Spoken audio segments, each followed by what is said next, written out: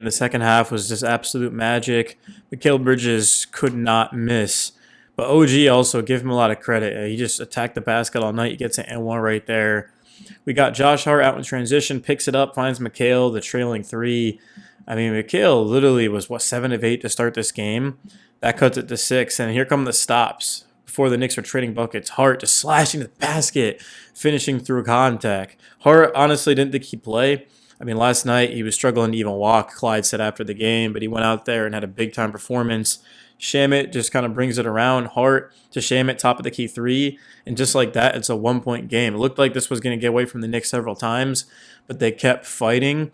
The bench played well, and the Knicks were able to walk out of Toronto with a much-needed win. They've won 4 in a row now. The Raptors had won 4 in a row coming into this. Look at OG getting in the passing lane. OG is going to finish this game without question around 30 points, man. Him and Bridges just absolutely dominated. Getting to the basket, there's no answer. There's no size, no help coming, and OG's just taking full advantage of it. And now here come the Knicks, man. Tyler Kolek bounce past Bridges, again through contact. And then Mikal, it's just going to be him getting going. He's getting whatever he wants, finishing with the right hand on that left side. And why not find him again? Nice cut there. And then the floater.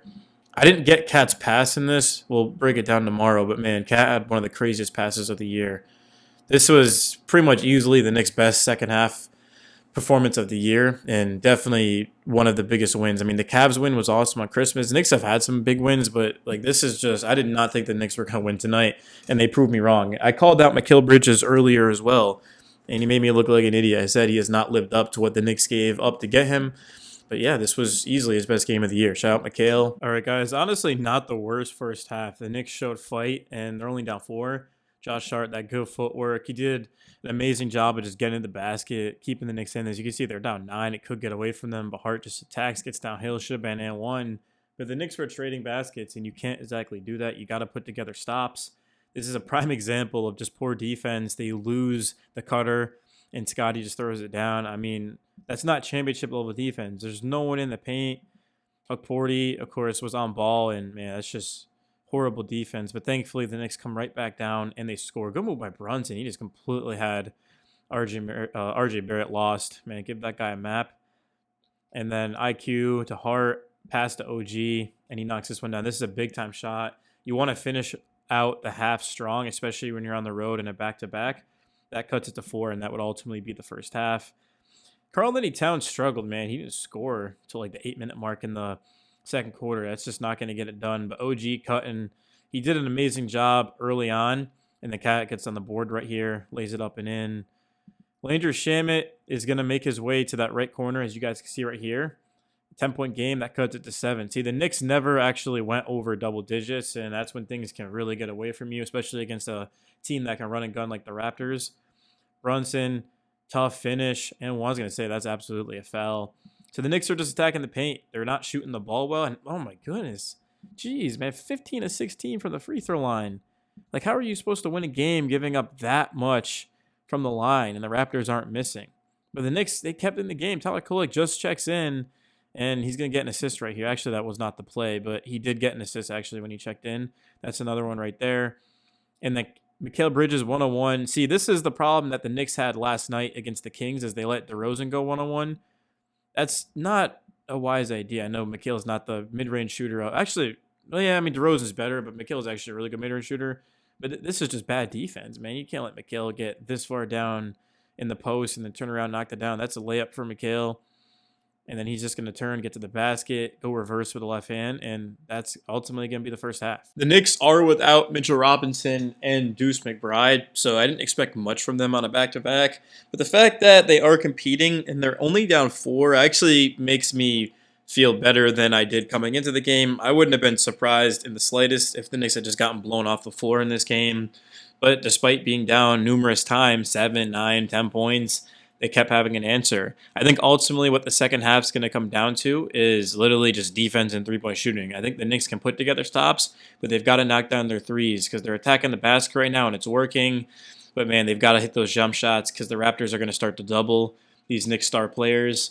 And I'm looking at Karl-Anthony Towns specifically. I'm hoping he can get it going. Even though Cat did not shoot the ball well at all in that first half, he had a ton of rebounds. I'm going to pull up the stats so we can kind of get an actual number here. But yeah, Cat just attacking the glass, using his size to an advantage was a huge thing for the Knicks in this one. That's what we want to see out of Cat. When the shot isn't falling, can he just make an impact? Yeah, I mean, he's got 16 rebounds in the first half. I mean, the Knicks have 10 rebounds outside of Cat, so he's out rebounding the Knicks by himself, and he's going to have to without Mitchell Robinson. Look at the Raptors, guys. Only 35% from three is about league average, but they're not getting killed from three. They're only shooting 31% from the field. The thing, though, is 17 free throws. 17 of 18 is 94%. The second half's about to come on, so we got to wrap this up here. Down 4 points. Well, that's crazy. See, I'm actually 20 seconds behind the actual game. And, yeah, the second half is underway. The Knicks are on defense. Let's just see if the Knicks can get a stop right here coming out of the half. I think this possession will show us a lot the rest of the half, man. I know this team pretty well. I mean, I'm obsessed with the Knicks. So, yeah, the defense, turnover. I was going to say the defense looks immediately better. Honestly, guys, I think the Knicks can come back and win this game. I mean, I'm just stunned at what the Knicks are doing. The defense is picked up. The ball's moving. The turnover stopped. I think they had 11 in the first half and only 5 since. There's about 5 minutes left in the fourth quarter, but the Knicks are knocking down threes. I mean, I said that literally in the video at halftime before I even saw what happened. If the defense picks up and the jumpers fall, the Knicks are going to win this game. And why is Scotty Barnes talking trash to OG? OG's been cooking him the entire night. What's the score right now? Bro, he missed the free throw. Ball on line. Bro, it's 104 to 84. I had to get up because I don't have my glasses on me. Like, the Knicks are up 20. They were down 4 at halftime. They got up to a 7-0 deficit to start the game. I mean, where does this rank in terms of the biggest wins of the year?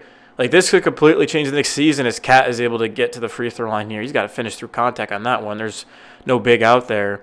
But Cat, again, his rebounding, his aggressiveness, the Knicks never really took their foot off the gas. Even when they weren't knocking down shots and things didn't go their way, they kept competing, and they definitely looked bought into Mike Brown's system in this game. This is why I did not give up on the Knicks this season. I mean, I know I said in the video earlier that I don't really necessarily trust Cat and McHale consistently, and this game is a step in the right direction, but let's see if the Knicks can kind of keep it up here, because we know that the Knicks have the talent to be able to beat anyone. It's just they haven't exactly shown it enough, and this is one of the games this season where they have. I mean, prior to, of course, when the losing streak started, so like around the Cup championship, I mean, the Knicks were in the top 10 in defense. They were the best offense. The bench was awesome. Tyler Kolek, Landry Shamet was he hurt then? I think, yeah, Shamet was hurt. But Mitchell Robinson was playing well. So, and no Deuce, no Mitchell Robinson, which makes this win even sweeter. I mean, guys that didn't even play last night stepped in and were able to get it done.